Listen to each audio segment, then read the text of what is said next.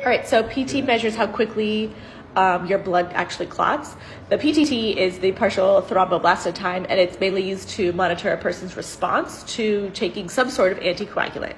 And now INR, International Normalized Ratio, and it helps to ensure that the PT tests are standard and that they are accurate. A normal PTT is 25 to 35. Normal INR is like 0.8 to 1.1. Unless you're taking Coumadin, then you want it right around 2 to 3.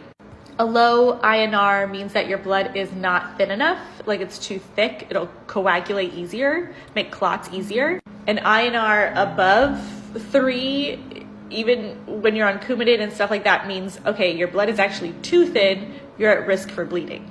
We definitely pay attention to the INR a little bit more. Any INR that is above 4.9 or 5 is critical, and that's when we are like, oh shit.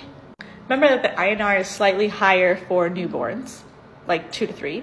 Now, a patient taking anticoagulants, specifically Coumadin, whose INR we are monitoring pretty closely, we want to avoid IM injections, avoid any activities that will result in injury, like let's not go skydiving or try out acrobatics at this time. Use a soft toothbrush, don't floss too violently, shave with an electric razor, not a straight razor. Advise that ventipunctures or injection sites will take a little bit longer to clot off, or you may develop a little hematoma there, so you'll have to put a little bit more pressure. I hope this helps. Good luck on your test.